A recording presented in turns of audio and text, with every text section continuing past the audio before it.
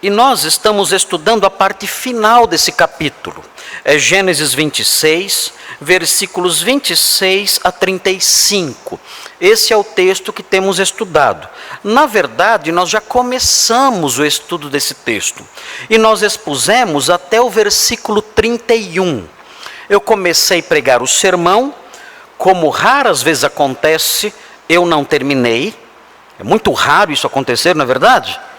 Muito difícil isso acontecer, mas às vezes acontece, e aconteceu da última vez, né? Os visitantes não sabem, eu estou brincando com os irmãos, porque eu nunca termino os sermões, nunca, é muito difícil terminar.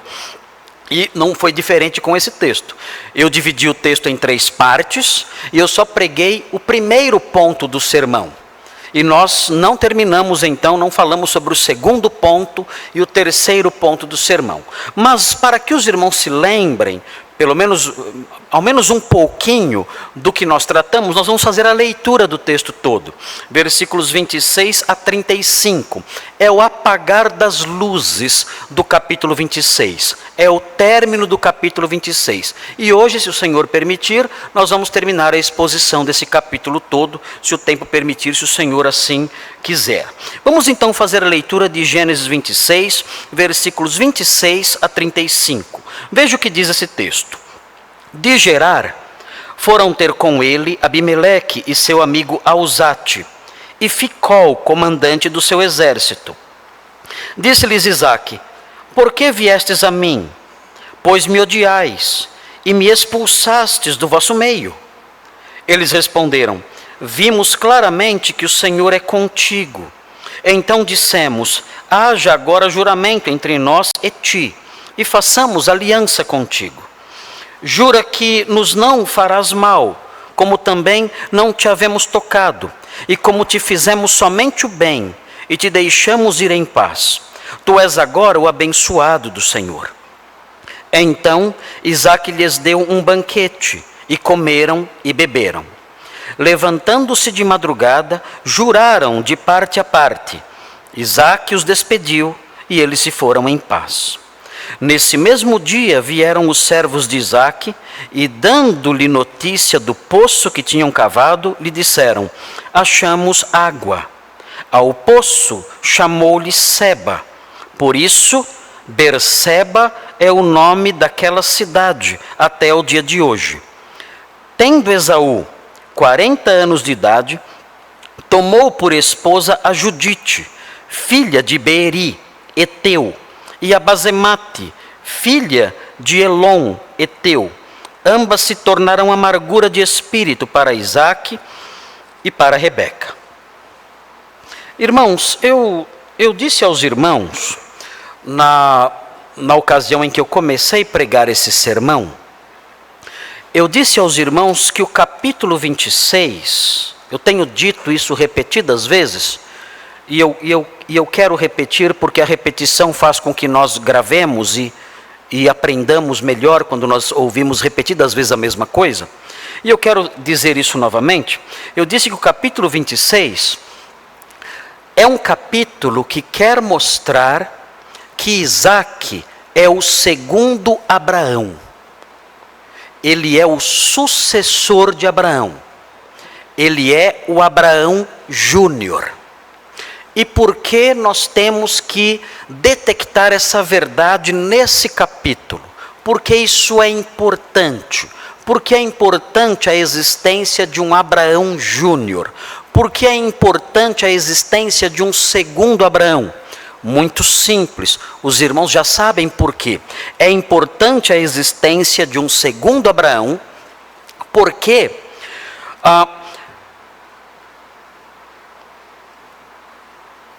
é importante a existência de um segundo Abraão, porque a bênção que foi dada a Abraão tem que caminhar para frente. Tem que haver continuidade. A bênção tem que ter um herdeiro. Deus prometeu a bênção, a que eu me refiro, é a bênção presente numa promessa. Deus prometeu a Abraão várias coisas. E uma delas, muito importante, que tem tudo que ver conosco, é o fato de que por meio de Abraão, por meio da sua descendência, todas as famílias da terra seriam abençoadas. E nós aprendemos, quando lemos a carta aos Gálatas, nós aprendemos que quando Deus disse isso a Abraão, Deus estava se referindo ao Evangelho.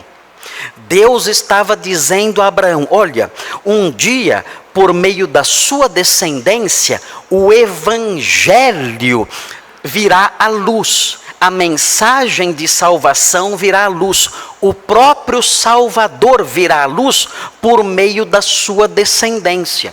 E vindo o Salvador à luz, e vindo à luz a mensagem do Evangelho, então todas as famílias da terra serão abençoadas, porque os homens de todo o mundo que crerem nessa mensagem, que crerem no Salvador, os homens de todo o mundo serão salvos por meio da fé no seu descendente. Então, essa bênção, essa promessa tinha que caminhar. Ela tinha que ir em frente. Por isso é importante a existência de um Isaque, alguém que herda essas promessas e faz com que ela vá mais para frente na história. E nós sabemos onde isso vai dar, nós conhecemos toda a história. Nós sabemos que Isaque vai ter aí o seu filho Jacó como herdeiro dessa promessa também. Jacó vai gerar a nação de Israel, os 12 patriarcas. Entre esses 12 patriarcas, na tribo de Judá, haverá um rei chamado Davi. E da linhagem de Davi virá à luz o Messias. E por meio da fé no Messias, serão abençoados homens de todas as famílias, de todas as nações da terra.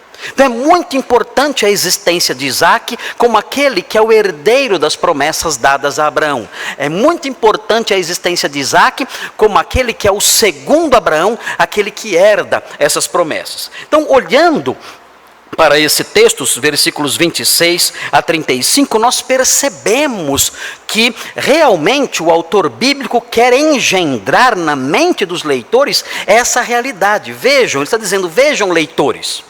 Vejam, leitores de todos os séculos, vejam, leitores de todas as eras, vejam, leitores da Igreja Batista Redenção, vejam como Isaque realmente é um segundo Abraão. Essa história, a história que aparece aqui, é na realidade quase que uma repetição do que aconteceu com o próprio Abraão no capítulo 21.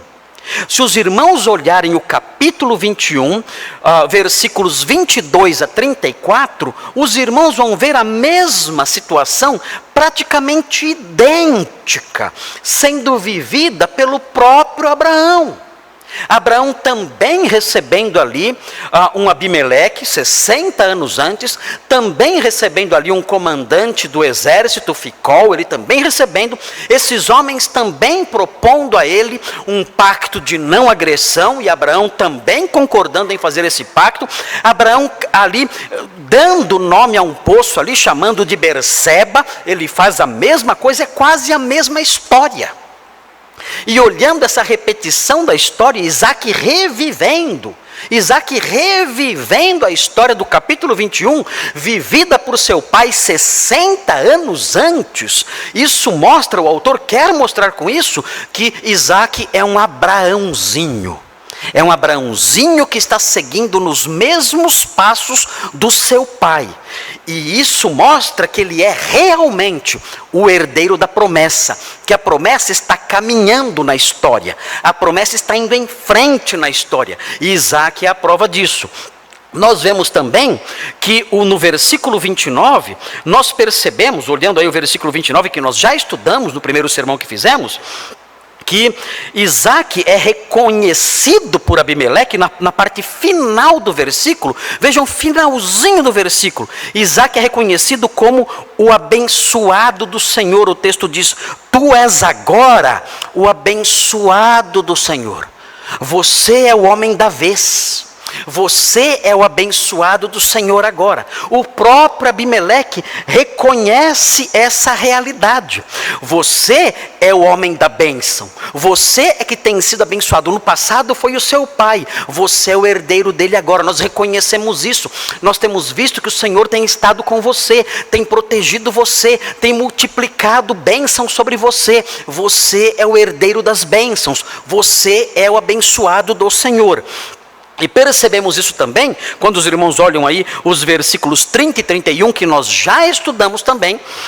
Os irmãos podem perceber que, no finalzinho do versículo, no finalzinho do texto, no versículo 33, ao poço chamou-lhe Seba, por isso Berseba é o nome daquela cidade. Nós percebemos nesse versículo que há uma conexão com o capítulo 21, versículos 30 e 31. Agora sim, versículos 30 e 31. Esses versículos do capítulo 21, versículos 30 e 31, mostram o mesmo poço e o mesmo nome do poço, mostrando, olhem, Isaac, ele é o herdeiro desse poço. Por quê? Porque esse poço era de Abraão. E Isaac é realmente o herdeiro de Abraão. E sendo herdeiro de Abraão, ele herda não somente o poço. Ele herda as promessas feitas a Abraão também. O mesmo vai acontecer com Jacó. E assim por diante, até que essa promessa, a promessa principal do Evangelho, se cumpre na pessoa de Jesus de Nazaré. É por isso que eu tenho dito reiteradas vezes aqui para os irmãos, que essa história do capítulo 26 é a nossa história. É a história da nossa salvação. Tudo que está acontecendo aqui não é uma história esquecida, lá atrás, que aconteceu lá há centenas, milhares de anos. Não, é uma história que tem forte relação com a nossa redenção. Se o capítulo 26 não tivesse acontecido, se Isaac não fosse o herdeiro legítimo de Abraão, ou se Abraão não tivesse um herdeiro, a promessa morreria com Abraão. E nós estaríamos sem esperança nenhuma, nós morreríamos nos nossos pecados. Bem, eu tenho ressaltado isso enquanto tenho pregado em todo o capítulo 26. Faz tempo que eu tenho pregado no capítulo 26, é um capítulo que tem 35 versículos. Estamos estudando os versículos 26 a 35, mas já estudamos os versículos anteriores, eu tenho frisado isso bastante. E eu, chegando nessa parte aqui, eu disse aos irmãos que eu queria dar a esse trecho, na primeira vez que eu falei sobre os versículos 26 e seguintes, eu disse que eu queria dar a esse trecho uma abordagem um pouco mais pastoral. E nessa abordagem mais pastoral, eu quero apontar, e eu comecei a fazer isso, verdades relacionadas ao procedimento que o homem aprovado por Deus tem no campo de relacionamentos. E eu apontei algumas lições aqui, presentes nesse texto, que emanam desse texto, lições relacionadas a envolvimento com as pessoas, relacionamentos interpessoais. Notem bem, eu quero frisar isso para que os irmãos não digam que eu estou saindo do texto e tudo mais, e injetando no texto alguns objetivos que não estão aqui. Notem bem, o autor bíblico ele não quer ensinar isso. Nessa passagem que estamos estudando, o autor bíblico não quer ensinar como se relacionar com as pessoas. Ele não quer fazer isso. O objetivo dele não é esse. Ele não se sentou para escrever o capítulo 26 e dizer o seguinte: olha, eu vou mostrar como o crente deve se relacionar com as pessoas. Não, esse não foi o objetivo dele. O objetivo dele foi narrar a história com o propósito de destacar que Isaac é o herdeiro legítimo de Abraão. Que Isaac, sendo herdeiro legítimo de Abraão, ele conquistou inclusive prestígio entre os filisteus. Ele quer mostrar isso. Esse é o objetivo principal do escritor bíblico, a sua meta maior, a meta do escritor ao compor essa passagem. Mas, enquanto ele escreve essas coisas, ele deixa transparecer, ele deixa escapar como que em meio a sussurros, ele deixa escapar, ele faz transparecer o modo como o homem escolhido por Deus, o homem que pertence à semente santa, como ele age no trato com os outros, com os seus inimigos em especial. Como ele age? Como ele age com as pessoas, quando essas pessoas que o hostilizaram se aproximam dele buscando a paz? Nós aprendemos isso aqui, mesmo não sendo esse o objetivo principal, ou a meta maior e dominante do escritor, nós aprendemos como esse homem se comporta. A história narrada aqui revela como esse homem, Isaque, um homem que pertence aí à linhagem prometida, à linhagem santa, à santa semente, como esse homem se comporta. Nós notamos isso aqui. Essas lições, elas transbordam. O escritor, enquanto vai narrando a história com suas metas principais em mente, ele deixa transparecer isso. E eu quero ajudar os irmãos a se focalizarem nessas sobras de lições, nessas lições que se esparramam, nessas lições que transparecem no texto, porque a palavra de Deus as aprova. A narrativa que segue aqui é uma narrativa que mostra Isaque se relacionando com pessoas que haviam o hostilizado, e mostra o modo como ele age com aprovação. O texto não reprova o que ele faz. O texto narra o que ele faz como algo positivo. Não há nenhuma nota de reprovação aqui. Então, percebendo isso no texto, nós podemos dizer: vejam como o homem temente a Deus age em face daqueles que o hostilizaram e depois se aproximam, dizendo: olha, queremos a paz.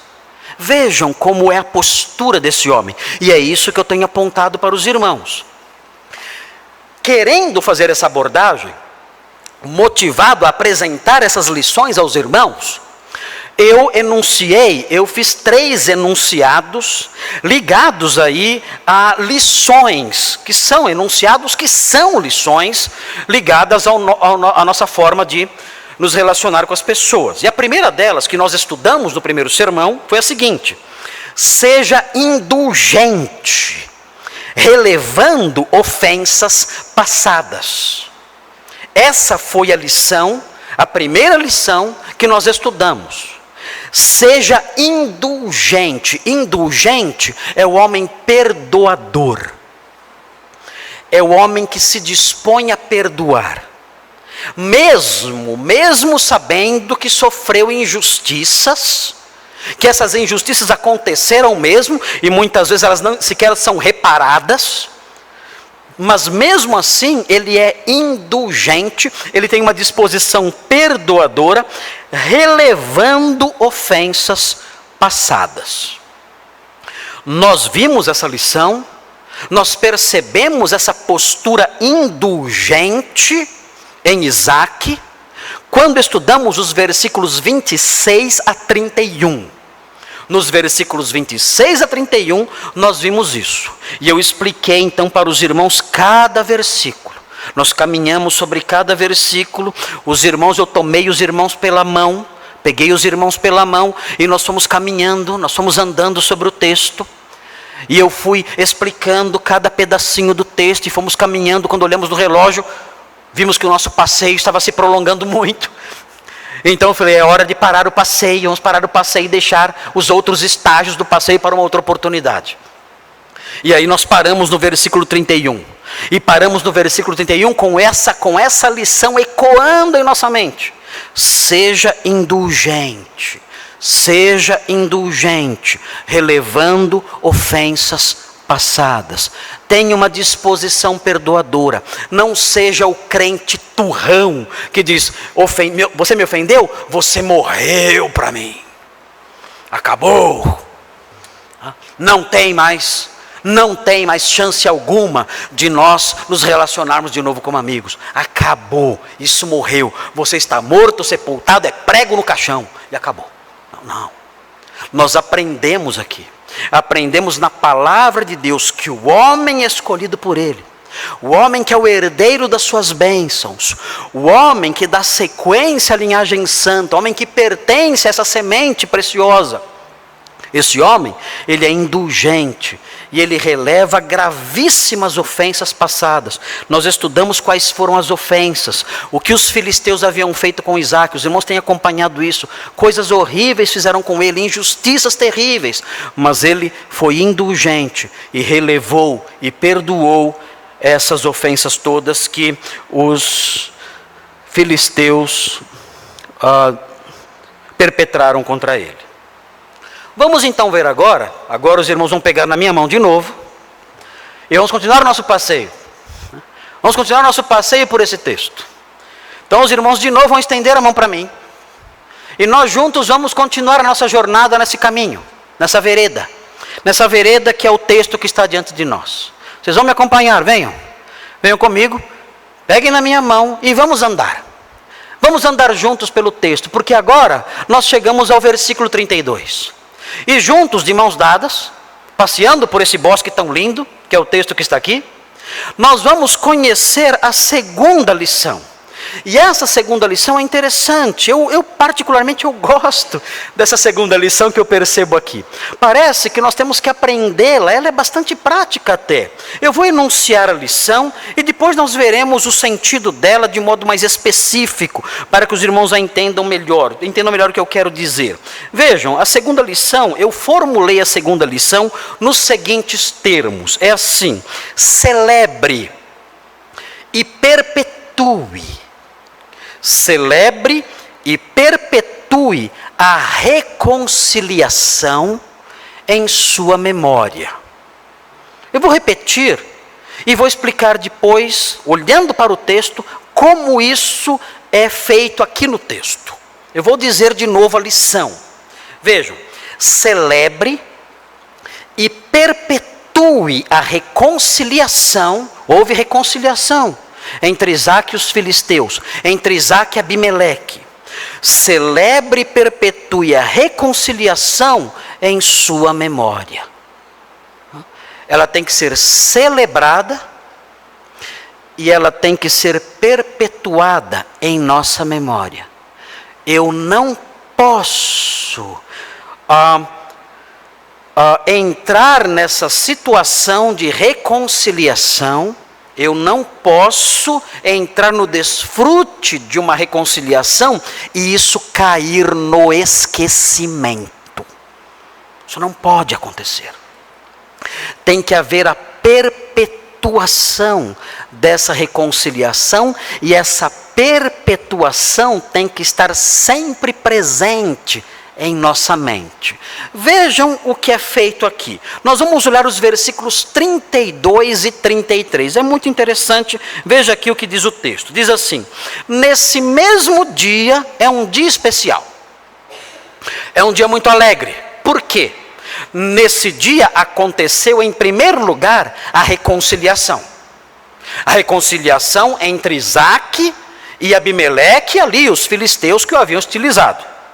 Nesse mesmo dia, as bênçãos continuaram. O que aconteceu na sequência? O texto diz: vieram os servos de Isaac e, dando-lhe notícia do poço que tinham cavado, lhe disseram: achamos água. É um dia bom para Isaac. Não é um dia feliz? Já imaginou? É um dia de reconciliação, um dia de boas notícias. Olha, Isaac, você agora não tem que ficar somente feliz, porque você pode desfrutar de segurança em relação aos seus inimigos. A paz foi feita. Você agora pode dormir sossegado, sem medo de nada, porque vocês fizeram um pacto de não agressão. E foi um pacto muito sério. Vocês cortaram uma aliança, como é a expressão presente aqui. Vocês cortaram uma aliança. Vocês fizeram um pacto de maldição. Nós estudamos o significado disso. Vocês fizeram um pacto que se alguém quebrar, esse alguém será digno de maldição. E não somente isso. Vocês fizeram um pacto, vocês cortaram um pacto. Isso significa que quem quebrar o pacto estará sujeito à morte violenta. É uma aliança muito séria. Então, Isaac, você está bem agora. Você entrou numa aliança de não agressão, num pacto de não agressão, você está tranquilo. Seus inimigos não vão ameaçar mais você. Mas não é somente isso que esse dia memorável está nos trazendo. Está trazendo para você. Além desse dia memorável, trazer a você um coração tranquilo, pacífico em relação aos seus inimigos, tem algo mais. Nós achamos água. E isso, Isaac, para você, para nós, numa terra tão seca como essa, em que nós dependemos tanto de água para plantar e para criar o gado, isso é crucial. Essa notícia é simplesmente maravilhosa. Isaac, você agora tem sossego em relação aos seus inimigos e você tem sossego em relação às suas provisões. Isaac, esse dia é um dia especial. Esse dia é um dia que tem que ser gravado na rocha. As bênçãos de Deus. Você, como herdeiro de Abraão, realmente é um homem abençoado. Veja, você agora está tranquilo, não tem mais inimigos, e você agora tem o suprimento de tudo, para você continuar com as suas ricas plantações, para você continuar abastecendo e criando aí o seu gado, porque nós achamos água. Então é um dia muito feliz. E o texto então prossegue e diz o seguinte no versículo 33. Ao poço chamou-lhe Seba. O que ele faz aqui? A palavra Seba significa juramento. E também pode significar 7. Beersheba é o poço do juramento ou o poço dos 7. Isso acontece aqui, no caso de Abraão, se os irmãos olharem no capítulo 21, olharem para o texto do capítulo 21 que narra o nome do poço também, os irmãos vão ver que no caso de Abraão, ele colocou o nome do poço de Seba, porque o poço envolvia as duas coisas. Como assim? Como o poço envolvia a ideia de juramento e a ideia de 7, as duas coisas. Como? Simples. Quando o antigo Abimeleque, 60 anos antes, se aproximou de Abraão, pedindo para celebrar com ele um pacto de não agressão, eles fizeram um juramento. Ok. Então o poço recebeu o nome de Seba, porque Seba significa juramento. Mas aconteceu algo mais. Quando os irmãos estiverem em casa e forem ler o capítulo 21, que nós não vamos ler agora, não dá tempo, os irmãos vão ver que naquele dia, Abraão também separou 7 ovelhas. E ele apontou para aqueles animais e deu aqueles animais para Abimeleque. E disse, esses animais, esses 7 animais, são testemunhas do pacto que nós fizemos. Então, por isso, o poço se chamou Seba. Porque Seba também significa 7. Então, o poço se chamava Beerseba, porque era o poço do juramento e era o poço dos 7 animais. Então Abraão colocou esse nome para lembrar, vejam, esse lugar aqui, que estamos agora aqui, esse poço, nesse lugar onde há esse poço, nesse lugar houve um juramento, e nesse lugar nós colocamos aqui 7 animais como testemunhas do pacto que nós fizemos. No caso de Isaac, 60 anos depois, não houve os 7 animais como testemunhas, mas houve o juramento. E Isaac, nós aprendemos no versículo 18, se os irmãos olharem, veja 26, 18. Veja qual é o costume de Isaac. Isaac tem um costume. Veja qual é o costume. Diz assim: e tornou Isaac a abrir os poços que se cavaram nos dias de Abraão seu pai, porque os filisteus os haviam entulhado depois da morte de Abraão. E veja o finalzinho: e lhes deu os mesmos nomes que já seu pai lhes havia posto. Era um hábito de Isaac colocar nos poços do seu pai os mesmos nomes. Ele abria de novo os poços e colocava os mesmos nomes, mostrando que ele era herdeiro. Aqui então, ele coloca esse nome naquele poço, Beersheba, o mesmo nome que seu pai tinha posto, só que com um sentido só, o sentido de juramento. Beersheba, mais tarde, se os irmãos lerem Juízes 20, versículo 1, os irmãos vão ver que Beersheba serviu depois para marcar o limite sul do reino de Israel. Então, quando queriam falar sobre toda a terra prometida, falavam assim, de Dan, no norte, até Beersheba. Era assim, é como dizer no Brasil, do Oiapoque ao Chuí. Não é assim que fala no Brasil? Significa o Brasil todo, do Oiapoque ao Chuí. Em Israel não tinha Oiapoque nem Chuí. Se tivesse, meu Deus, seria uma bênção para eles. Eles não tem Oiapoque nem Chuí. Mas diziam o que então? Olha, a nossa terra vai de Dan até Beersheba. Então foi um marco, é um marco geográfico estabelecendo o limite sul de Israel. Ficou conhecido assim. E esse lugar, então, é um lugar importante, um lugar cheio de significado. Nesse lugar houve essas duas alianças, esse pacto de não agressão. E esse pacto de não agressão fez com que Isaac pudesse crescer ali com a sua família e dar continuidade à sua vida e futuramente fazer com que a aliança caminhasse ainda um pouco mais. Muito bem, mas o que isso tem que ver com a lição que nós enunciamos? Celebre e perpetue a reconciliação em sua memória. É curioso como a Bíblia mostra algumas coisas que talvez sejam úteis para nós. Os personagens bíblicos, eles têm o costume de criar, e isso não é imposto aos crentes, isso não é imposto ao povo de Deus, mas isso aparece aqui na Bíblia várias vezes. Nós percebemos isso na Bíblia. Os homens de Deus, o povo de Deus, ao longo da história da redenção, eles têm o costume, conforme nós vemos aqui, de criar marcos. Não marcos, não sou eu, né? Marcos de marcas, né? Marcas ou marcos mnemônicos. O que é isso? O que são marcos mnemônicos? São marcos que tentam manter a memória viva. São sinais que tentam manter a memória viva, não permitindo que a pessoa caia no esquecimento em relação àquilo que ela se comprometeu a fazer.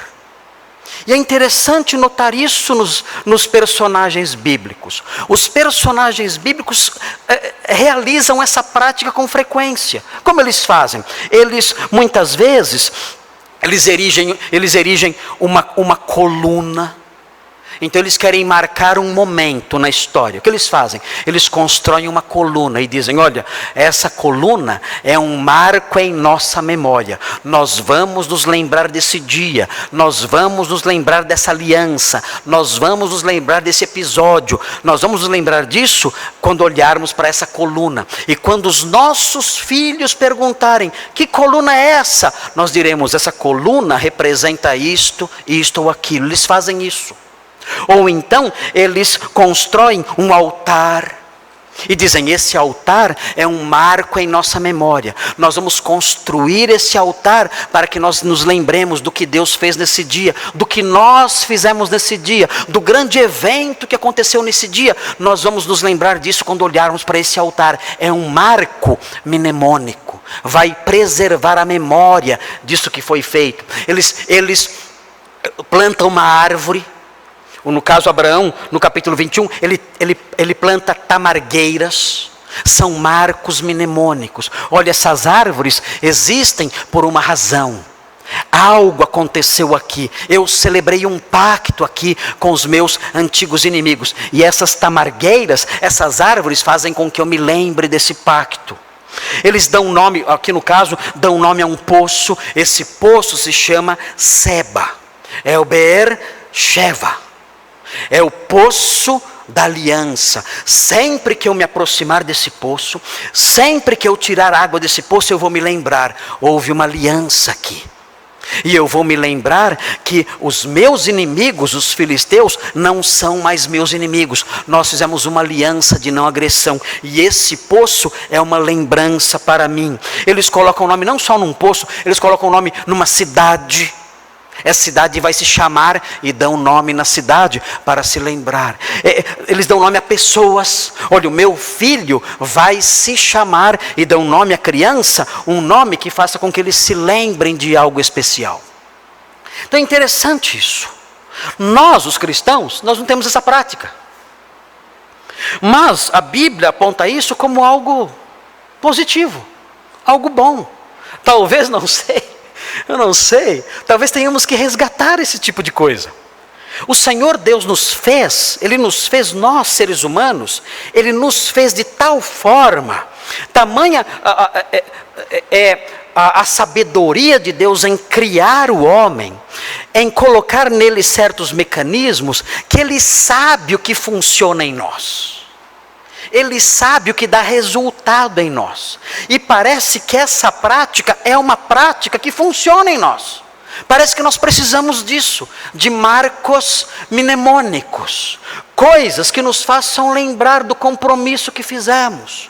Coisas que nos façam lembrar das alianças que fizemos, das promessas que fizemos, dos propósitos que fizemos. Nós aprendemos na palavra de Deus a sabedoria. E parece que os seres humanos precisam disso. Nós vemos os homens de Deus fazendo isso, e isso funcionando. E parece que temos que aprender com essas coisas, ainda que isso não seja imposto pela palavra de Deus, parece que essa é uma prática salutar. Eu conheci um personagem muito curioso, quando eu era acadêmico de História Eclesiástica. Eu me lembro do professor, eu acho que ele vai entrar para a história da igreja cristã, esse professor. O nome dele é Franz Leonard. Eu nunca aprendi a falar o último nome dele, porque é uma sopa de letrinhas. O último nome dele tem 2, 4, 6, 7, 8, 9, 10, 11 letras, e só 2 vogais. Então eu não sei pronunciar o último nome dele. Franz Leonard. Eu costumo dizer, ele pronunciou o nome dele, mas eu falei obrigado e fui embora. Porque eu jamais conseguiria pronunciar o sobrenome dele. Seria, aportuguesando, seria Franz Leonard Schalkwijk. Algo assim. Franz Leonard Schalkwijk. Mas eu sei que está errada a pronúncia. Ele é holandês. Ele escreveu um livro chamado Igreja e Estado no Brasil Holandês. Ele é um homem de uma capacidade intelectual simplesmente fantástica. É um homem muito inteligente, é um homem muito santo também. Entre os professores que eu tive ao longo de toda a minha vida, eu acho que ele foi o homem que mais me impressionou, considerando a sua piedade, a sua vida de santidade. Fiquei muito impressionado com ele. Tive aula com ele durante uma semana apenas, mas fiquei tão marcado por aquelas aulas, pelo testemunho dele, pelo amor dele pela verdade, foi impressionante. O reverendo Franz Leonard, ele, missionário aqui no Brasil, e acho que agora ele está na Holanda. Os irmãos vão entender melhor a conexão. Ele é sogro do pastor presbiteriano muito conhecido no Brasil, Augustus Nicodemos Lopes. Os irmãos certamente já ouviram falar bastante do pastor Augustus Nicodemos. Ele é um dos grandes pregadores do nosso país, um homem de muito impacto no país, um grande mestre da palavra de Deus, um homem santo, piedoso. E o Francisco Leonardo, esse pastor Francisco Leonardo, é sogro dele, já bem velhinho. E é interessante, ele disse para nós que ele se comprometeu a orar por alguns missionários. E, claro, nós às vezes nos comprometemos assim, e a tendência nossa é esquecer depois, né? Nós esquecemos depois de orar pelas pessoas, dizemos, vou orar por você e tudo mais, depois o tempo passa e esquecemos. Mas o que ele fez? Ele pegou a fotografia dos missionários e colocou num quadrinho e colocou junto ao rodapé da sala dele. Ele não colocou no alto, ele colocou no rodapé. Porque ele pensou o seguinte, sempre que eu quiser olhar a foto, eu vou ter que me ajoelhar para ver a foto. Então, ele fazia isso, ele queria ver a foto, ele se ajoelhava para ver a foto. Bom, já que eu estou ajoelhado, eu me recordo, tenho que orar por eles. E aí então ele orava por eles. E era interessante o efeito disso, que as pessoas chegavam na sala dele e diziam, que foto é aquela lá embaixo? Ele dizia, vai lá perto olhar. E a pessoa ia lá perto olhar. E abaixava para ver. Ele falou assim, aproveita que você está abaixado e já ajoelha e ora por eles. Então todo mundo que ia na sala acabava orando por aqueles missionários. O que esse homem fez? Esse homem usou um recurso mnemônico. Ele fez um marco em sua sala. E então, através desse recurso mnemônico, ele se lembrava do seu compromisso de orar por aquelas pessoas. E orava sempre por elas. Muito interessante isso. Algum tempo atrás, eu terminei a leitura de um livro que eu comentei com os irmãos. Eu gosto muito de literatura russa. Gosto muito. E eu terminei algum tempo atrás, alguns meses atrás, eu terminei a leitura de um livro chamado Guerra e Paz, de Leon Tolstói. Uma história muito linda, eu gostei demais. Tolstói é simplesmente maravilhoso. Quando acabou o livro, eu fiquei até triste. Eu entrei até em depressão, tive até tratamento. Porque fiquei triste, Anaí, quando acabou o livro. Falei, meu Deus, acabou Guerra e Paz. E o que será de mim agora, né? Acabou, né? O que será da minha vida? Que é tão linda a história, tão cativante. Eu gostei muito da história. E nesse livro, Leon Tolstói conta um episódio na vida de um personagem, que é um personagem fictício, chamado Príncipe Nicolau Bolkonsky, é o nome dele. E esse príncipe muito rico, ele tinha muitos servos. E ele, naqueles dias, na Rússia czarista, era muito comum o sistema de servidão. Nesse sistema de servidão, o dono dos servos, era praticamente o dono, eram escravos. Os servos eram, na verdade, escravos, na prática eram escravos. E o dono dos servos, o senhor dos servos, tinha a sua riqueza medida pela quantidade de servos que ele tinha. Não era pelo dinheiro nem pelas terras, mas pelo número de servos. E Bolkonsky tinha muitos servos.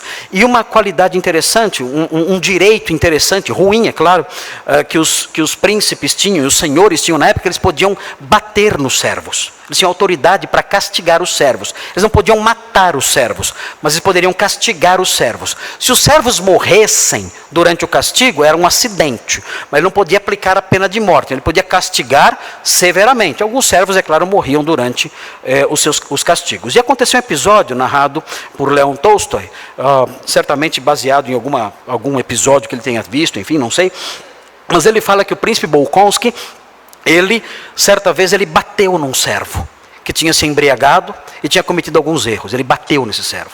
E a esposa dele, a princesa Maria, uma cristã devota, viu.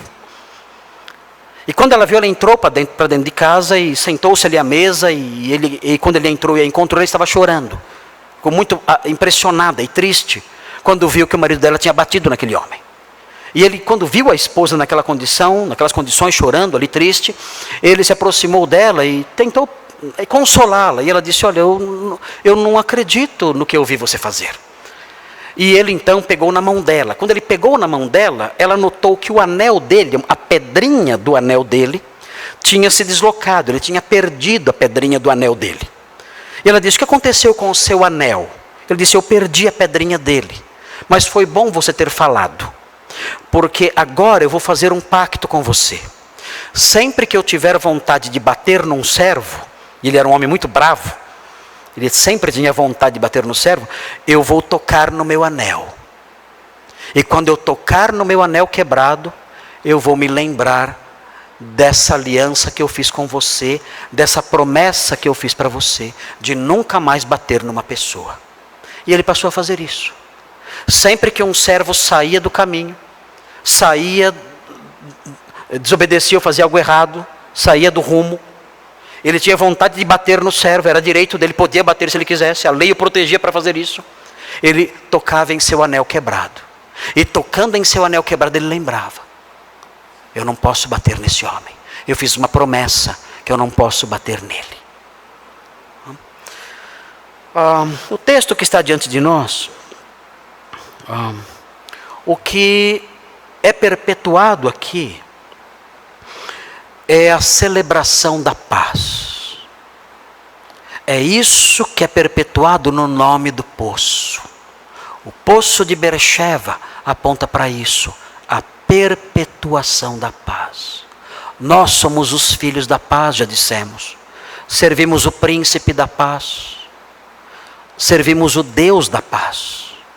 E quando nós nos reconciliamos com alguém, quando nós restabelecemos a paz com alguém, nós temos que de alguma forma fazer com que essa lembrança se perpetue em nós. Como? Não sei.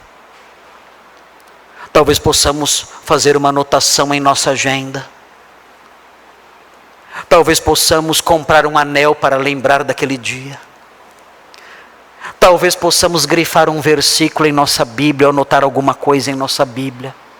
Mas nós temos que usar recursos mnemônicos para celebrar e perpetuar a memória da reconciliação.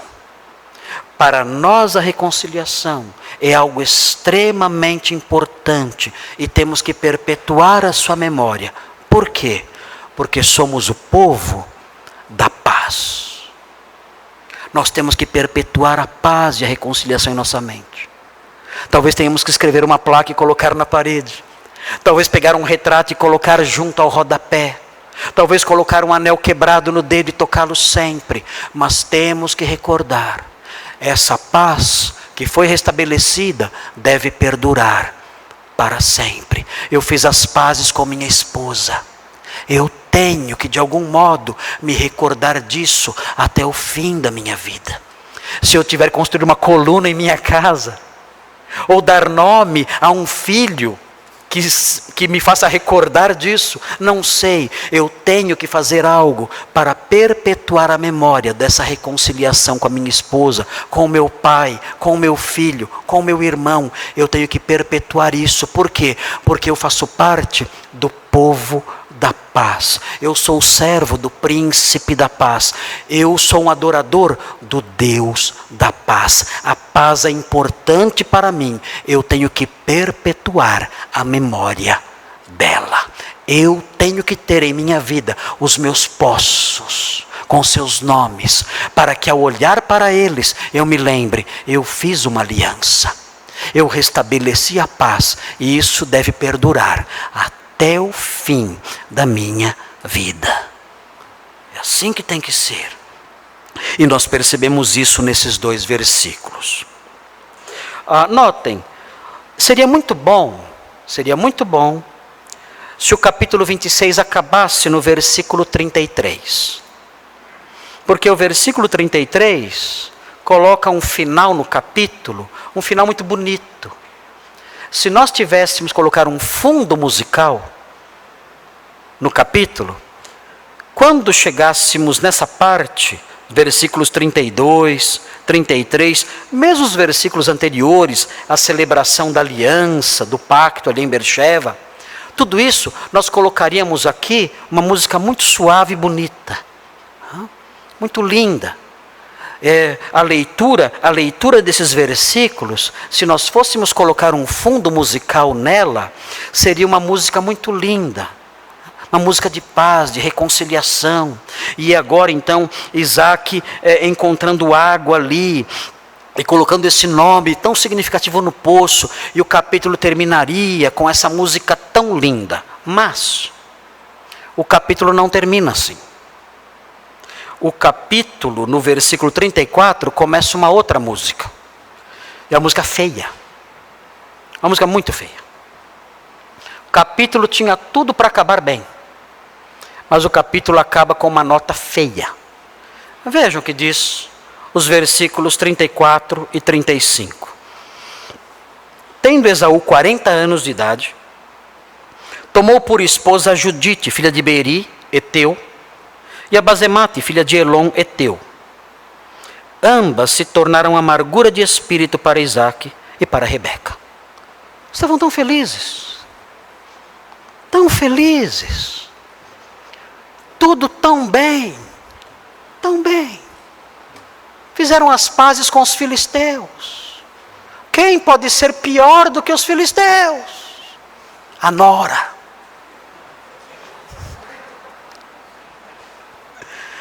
Quem pode ser pior do que os filisteus? Fizemos as pazes com os filisteus. Achamos água. Que felicidade nós temos agora. Nós temos tudo para sermos felizes e vivermos bem. Viveremos agora Isaque, Rebeca e os filhos, viveremos em paz, viveremos felizes para sempre. As hostilidades terminaram, a água foi achada, foi encontrada. Nós vamos agora prosperar, tendo paz, não tendo mais inimigos à nossa volta, não havendo mais ameaça de nenhuma espécie. Nós agora temos amigos ao nosso redor, e agora nós temos água, e vamos prosperar e nos enriquecer. Agora nós seremos finalmente felizes. Mas surgiram as noras. E o que as noras fizeram? O texto diz que ambas se tornaram amargura de espírito para Isaque e para Rebeca. Que lição nós tiramos daqui? Qual é a terceira lição? Qual é a terceira lição em termos relacionais, em termos de lições relacionais ou lições ligadas a relacionamento, que nós aprendemos olhando esses dois versículos? Bem, uma lição muito óbvia. Prepare-se para novos dissabores. Prepare-se para novos dissabores no campo de relacionamentos. Prepare-se para isso. Nós nunca teremos paz absoluta com todo mundo. Nunca. Nunca. Não neste mundo. Nunca. Nós sempre teremos atritos, sempre teremos dificuldades com alguém. Sempre alguém vai perturbar a nossa paz. No caso aqui de Isaque e Rebeca, foram suas duas noras. Sempre teremos isso. Nós temos que seguir em frente, não tem jeito. Vejam o que diz o texto. O texto diz: tendo Esaú 40 anos de idade, tomou por esposa Judite, filha de Beeri, Eteu. Essa é uma das esposas, Judite. Nós não sabemos muita coisa sobre ela, na realidade não sabemos nada sobre ela. Sabemos que ela era daquelas terras. Ela era uma eteia. E também a segunda esposa, Basemate, filha de Elon, Eteu. Ela também era eteia, ou seja, ela era da terra de Canaã, de um dos povos que habitava ali em Canaã. Isso mostra o quê? Por que esse versículo está aqui? Qual é o objetivo desse versículo ter sido inserido aqui? Uns devem pensar, o autor bíblico está estragando tudo. Não precisava colocar isso, estava tão bonito. Por que ele colocou isso aqui? Muito simples, lembrem-se, prestem atenção nisso, essa é uma estratégia literária. Qual é a estratégia literária presente aqui? O autor bíblico quer mostrar o seguinte: olhem, Isaque é o descendente e o herdeiro de Abraão. Quem será o descendente de Isaque? Quem será aquele que vai imitar Isaque? Isaque imita Abraão. Isaque vive as mesmas circunstâncias de Abraão. Isaque faz os mesmos pactos. Isaque cava os mesmos poços. Isaque tem o perfil de Abraão. E agora? E agora que a história está caminhando, quem será o Isaque Júnior? quem será o segundo Isaque? Quem será o herdeiro da promessa? Quem será? Resposta: Esaú não é. Por quê? Porque Esaú não imita Isaque. Isaque foi procurar esposa onde? Ele foi proibido de procurar esposa entre as filhas de Canaã. E ele então foi procurar esposa na sua parentela, em Harã. E ali ele encontrou Rebeca, sua esposa. Mas Esaú não é o segundo Isaque. Esaú não é o descendente de Isaque. Notem, como nós sabemos disso? Nós temos uma pista aqui. Ele não imita Isaque. Quem vai imitar Isaque? Quem vai ser o segundo Isaque? Quem vai procurar esposa em Harã? Como Isaque fez? Quem fará isso? Jacó. Jacó é o Isaque Júnior. Jacó é o herdeiro das promessas. Jacó será o pai das 12 tribos de Israel. Jacó dará continuidade à linhagem santa. Esaú, já aprendemos, Esaú não. O autor bíblico está nos preparando aqui. Ele não está somente nos decepcionando com um final de história triste, não. Ele está nos preparando aqui, mostrando, vejam, Esaú não é o herdeiro de Isaque, ele não é o imitador de Isaque, ele encontrou esposas na terra de Canaã, algo que Isaque não fez. E notem, o texto diz: ambas se tornaram amargura de espírito para Isaque e para Rebeca. Isso é muito importante na narrativa. Por quê? Porque é essa realidade tão triste que vai fazer com que Rebeca tome uma decisão. Uma decisão que vai nos afetar. Por causa dessas noras do mal, por causa dessas noras insuportáveis, eu não sei o que elas faziam, deviam ser feministas e assistir a Rede Globo o dia inteiro, eu não sei, mas eram insuportáveis. E mais, quando nós lemos outros trechos, nós aprendemos que Esaú arrumou outras esposas. Se os irmãos olharem, vejam o capítulo 28, vire a página, o 28, ele arrumou mais uma esposa, tentando remediar as coisas. Vejam o capítulo 28, versículos 6 a 9. 28:6, diz assim: vendo, pois, Esaú, que Isaque abençoava Jacó e o enviara a Padã-Arã para tomar de lá esposa para si, é 28:6, e vendo que ao abençoá-lo lhe ordenara dizendo: não tomarás mulher dentre as filhas de Canaã, e vendo ainda que Jacó, obedecendo a seu pai e a sua mãe, fora a Padã-Arã, sabedor também de que Isaque, seu pai, não via com bons olhos as filhas de Canaã, suas esposas, foi Esaú à casa de Ismael. Quem era Ismael? Tio dele, irmão de Isaque. Foi Esaú à casa de Ismael, e além das mulheres que já possuía, tomou por mulher a Maalate, filha de Ismael, prima dele, filho de Abraão e irmã de Nebaiote. Ele se casou com uma prima, para tentar agradar um pouco os pais. Olha, eu vou me casar com alguém da nossa casa. E tentou com isso amenizar a raiva dos seus pais. Mas notem, ele teve essas outras mulheres, teve essa outra mulher. O capítulo 36 menciona outras duas mulheres. Ada era o nome de uma, e Oholibama era o nome de outra. Nós temos 5 nomes de mulheres casadas com Esaú.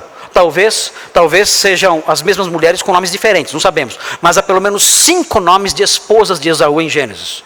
E, além das que estão aqui, Judite, Basemate, Maalate, essa que lemos agora, e no capítulo 36 nós temos Ada e Oholibama. 5 nomes, 5 esposas, provavelmente. Mas o fato é que essas duas primeiras, Judite e Basemate, trouxeram muita tristeza e amargura para Isaque e Rebeca. E isso é importante para nós. Por quê?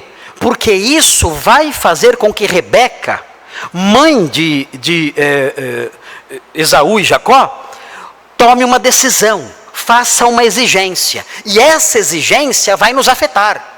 Vejam, observem aí o que diz o capítulo 27, no versículo 46. 27, 46. Veja o que diz. Diz assim: disse Rebeca a Isaque: As mulheres sempre reclamam com o marido, né? Olha aqui, ó. Disse Rebeca a Isaque: aborrecida estou da minha vida. Ela está dizendo: olha, eu não suporto mais viver. Dramático o negócio aqui. Eu não aguento mais a minha vida. A minha vida é uma vida de cachorro. Eu não suporto mais a vida. Ele está dizendo aqui. Não aguento mais. Estou no meu limite. Ele está dizendo. E ela prossegue: aborrecida estou da minha vida por causa das filhas de Et, por causa das minhas noras. Eu não aguento mais essas mulheres. Ela prossegue: se Jacó, olha aqui a ameaça. Ela está brava, está desabafando com o marido. E essa prática é antiga. Então os homens têm que se acostumar. Ela está reclamando com o marido. O marido tem que aguentar, não tem jeito. Ela diz: se Jacó tomar esposa dentre as filhas de Et, tais como estas, as filhas desta terra, de que me servirá a vida? Eu prefiro a morte. Se Jacó se casar com gente dessa terra, eu prefiro morrer, eu não aguento mais. Isso foi bom ou foi mal? O que vocês acham? Para Isaque foi difícil, talvez. Mas foi isso que fez com que Jacó fosse buscar esposa onde? Em Harã. E ali ele teve 4 mulheres. E essas 4 mulheres foram as mães das 12 tribos de Israel. Então, o povo de Israel, então, começa a se formar aqui. E é importante a formação do povo de Israel, é muito importante. Por quê? Porque é dentro desse povo que surgirá a salvação para o mundo. A salvação vem dos judeus. A salvação vem de Israel. Na verdade, nós temos que agradecer pela existência de Judite e Basemate, as sogras do mal.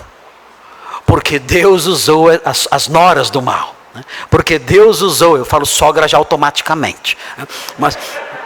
Mas Deus usou essas 2 noras do mal. Ele usou para fazer com que a história caminhasse e a salvação viesse ao mundo. Muito bem, irmãos, nós estamos terminando.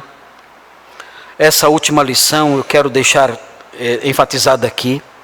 Prepare-se para novos dissabores no campo relacional.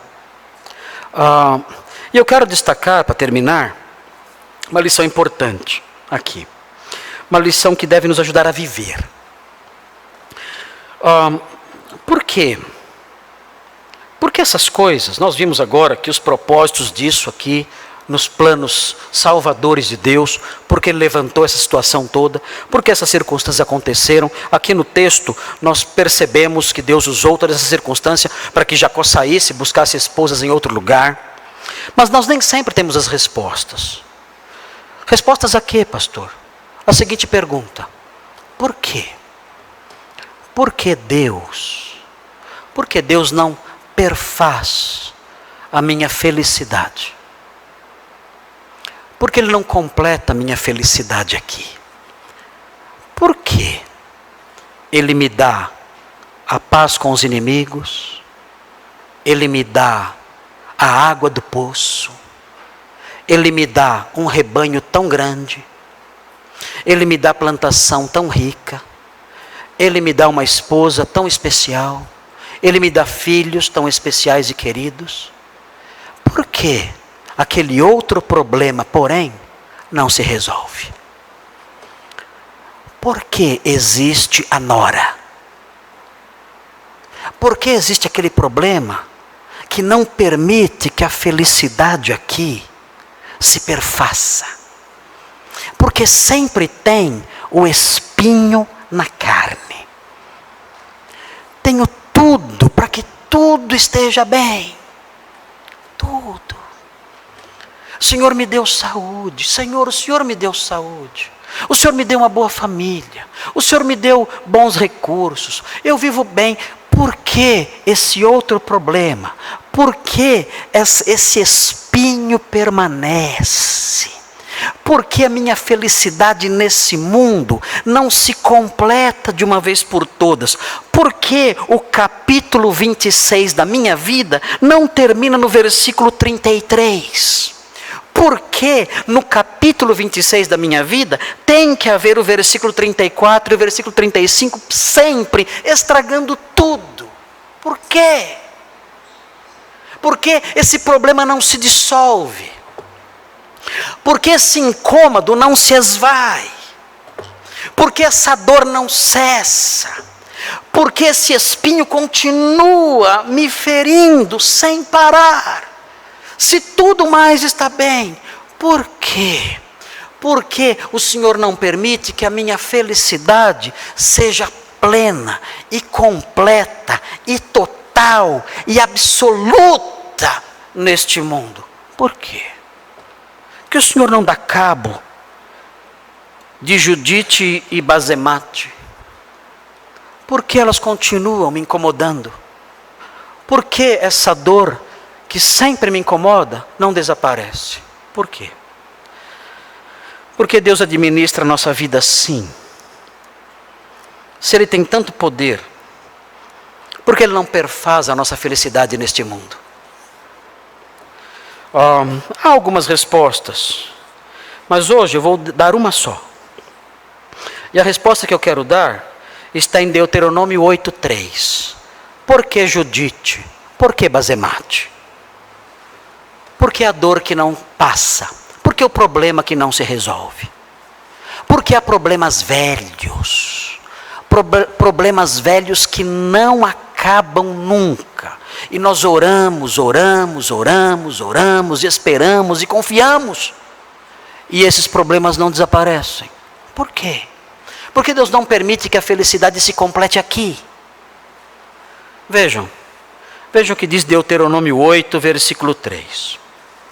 Diz assim, é parte da resposta, é um pedacinho da resposta. Diz assim, Ele, Deus, te humilhou, e Ele te deixou ter fome. O quê? Isso. Ele te deixou ter fome. Mas Ele é o dono de tudo. Ele te humilhou e te deixou ter fome. Ele fez isso. Ele deixou você passar fome. E na sequência o que Ele fez? O texto prossegue. Ele te sustentou com o maná que tu não conhecias. Nem teus pais o conheciam. Para quê? Por que tudo isso? Porque Ele fez eu passar pelo sofrimento e realizou depois esse milagre. Qual era o objetivo? O texto termina dizendo, para te dar a entender, para te ensinar uma lição importante, que não só de pão viverá o homem, mas de tudo que procede da boca do Senhor, viverá o homem. Ele faz você ter fome, Ele faz a dor perdurar, Ele faz o problema se perpetuar, para nos ensinar uma lição importante. A lição de que nós não precisamos somente dos bens desta vida para prosseguir. Nós precisamos também da palavra de Deus. Nós precisamos depender da palavra de Deus. A palavra de Deus deve ser a fonte da nossa alegria e da nossa felicidade. Ele nos deixa passar fome. Ele nos deixa enfrentar situações difíceis. Ele não soluciona muitas vezes os nossos problemas, para que nós aprendamos a depender da sua palavra, e a sua palavra ser a nossa alegria. Muitas vezes os nossos problemas não se esvaem, muitas vezes os nossos problemas permanecem, para que nós aprendamos a buscar alimento e alegria na palavra dele. Olha, eu não vou lhe dar alimento e alegria, e satisfação e alegria na solução dos seus problemas. Não. Você tem que aprender a encontrar satisfação, não somente na solução das suas dores. Você tem que aprender a encontrar satisfação na palavra de Deus. E eu vou então fazer com que os seus problemas permaneçam, para que você aprenda essa lição. Aprenda a encontrar satisfação na palavra do Senhor. Nós somos crentes.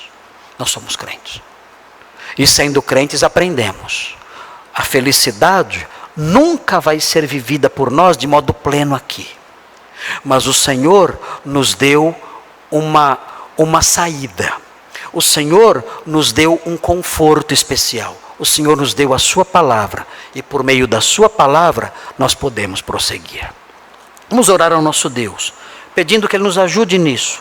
Que Ele nos conforte, nos console e nos ajude a, em face dos problemas que não se extinguem, que nós aprendamos a buscar em sua palavra o conforto, o consolo e o alívio. Senhor Deus, muito obrigado pelo capítulo 26 de Gênesis, um capítulo que mostra a sequência da história da redenção. Muito obrigado porque graças a tudo que aconteceu, o Senhor Jesus um dia veio ao mundo como nosso Salvador. Muito obrigado porque por meio dessa história maravilhosa, nós pudemos obter a satisfação dos nossos pecados naquela cruz. Obrigado por isso tudo. Queremos pedir que o Senhor nos ajude, porque esse texto nos dá também lições ligadas aos nossos relacionamentos. Ajuda-nos a sermos perdoadores, a perpetuarmos a nossa paz. Ajuda-nos também a estarmos cientes de que novos embates e tristezas virão. E ajuda-nos a compreender que o Senhor age assim conosco, para que aprendamos a buscar a satisfação em sua palavra, pois ela é o verdadeiro pão, mais importante do que qualquer outra circunstância. Ajuda-nos a compreender essas coisas, crentes que somos, a fim de que amadureçamos e vivamos com sabedoria neste mundo. Nós pedimos essas bênçãos, em nome de Jesus. Amém.